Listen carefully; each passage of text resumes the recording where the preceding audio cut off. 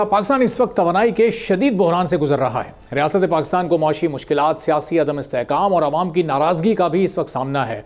इस वक्त पाकिस्तान की तवानाई के पैदावारी निज़ाम पर महंगे इंपोर्टेड फॉसिल फ्यूल्स का बहुत बड़ा बोझ है, बल्कि इसकी वजह से गर्दिशी कर्जों में भी इजाफा होता जा रहा है। मौजूदा बिजली की पैदावारी सलाहियत 43,000 मेगावाट से ज़ायद है और बिजली का इस्तेमाल सिर्फ 21,200 मेगावाट के लगभग है। गुज़िश्ता चंद बरसों के दौरान पाकिस्तान में तवानाई का बहरान माजी की हुकूमतों की पॉलिसीज़ की वजह से तसलसल न होने की वजह से संगीन तर होता चला गया। महंगे ज़राए से बिजली की पैदावार का मामला एक तरफ, लेकिन पाकिस्तान को अपनी ट्रांसमिशन और डिस्ट्रीब्यूशन लाइंस और बिजली पैदा करने के बुनियादी ढांचे को अपडेट करने में भी मुसलसल रुकावटों का सामना रहा है, जिसके सबब बड़े पैमाने पर लाइन लॉसेस का सामना रहा। मामलात को मजीद खराब करने के लिए कुंडा कल्चर भी अपना भरपूर हिस्सा डाल रहा है, जिसके तहत लोग डिस्ट्रीब्यूशन लाइन से बिजली चोरी करते हैं और इन लोगों को लगाम डालने में इंतजामिया मुकम्मल नाकाम नजर आती है। पाकिस्तान कोयले और दीगर कुदरती वसाइल से मालामाल है। एक अंदाजे के मुताबिक पाकिस्तान में बुनियादी तौर पर सिर्फ नॉर्थ रीजन में 41,722 मेगावाट पन बिजली बनाने की सलाहियत मौजूद है। 1970 की दहाई में बिजली पैदा करने के लिए थर्मल एनर्जी 30% और 70% हाइडल एनर्जी इस्तेमाल की जाती थी।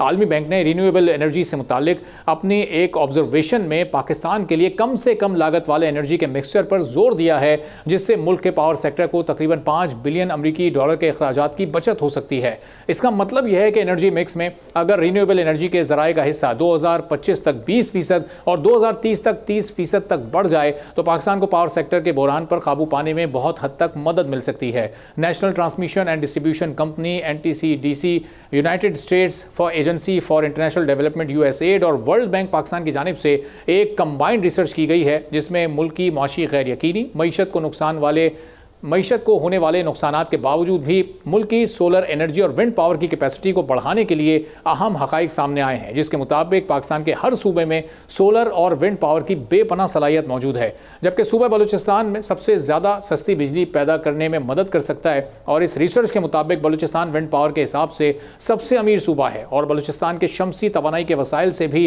फ़ायदा उठाया जा सकता है। रिसर्च के मुताबिक मुल्क में एनर्जी की तमाम इक़साम में से बलूचिस्तान के मगरबी इलाके खुसूसन चागी में पैदा होने वाली विंड एनर्जी की फी यूनिट लागत सबसे कम होगी। बलूचिस्तान के ज़्यादातर इलाके गैर आबाद और बंजर हैं, जिसकी वजह से सूबाई और वफाकी हुकूमत के लिए वहाँ हाइब्रिड फार्म्स कायम करना आसान होगा।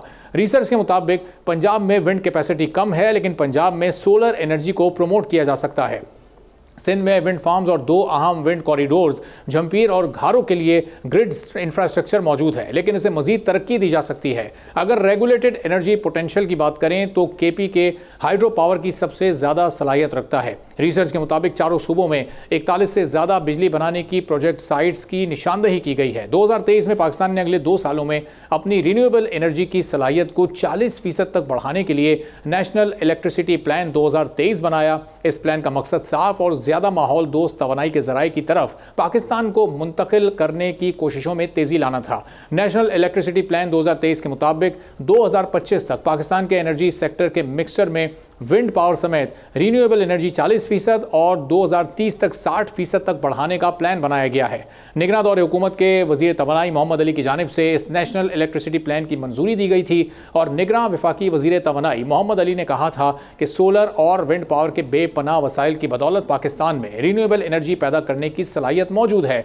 मोहम्मद अली ने कहा था कि रिन्यूएबल एनर्जी से बिजली की कीमत में बहुत हद तक कमी आ सकती है, जिससे आवाम को रिलीफ भी मिलेगा। तवानाई की सप्लाई को बढ़ाने के लिए इक़दाम करना होंगे। पाकिस्तान में रिन्यूएबल एनर्जी का मुस्तकबिल बहुत अहम है। साबिक निगरान वफाकी वज़ीर मोहम्मद अली ने इस बात का भी एतराफ़ किया था कि ज़र मुबादला की क़िल्लत के बायस हम तवानाई के वसाइल को ज़्यादा इम्पोर्ट नहीं कर सकते। अब इस नेशनल इलेक्ट्रिसिटी प्लान 2023 को मंजूर हुए 2 साल होने को हैं और 2025 तक रिन्यूएबल एनर्जी की पैदावार को 40% तक बढ़ाने का प्लान बनाया गया था, लेकिन पाकिस्तान में सिर्फ 7% ही बिजली रिन्यूएबल एनर्जी से हासिल की जाती है।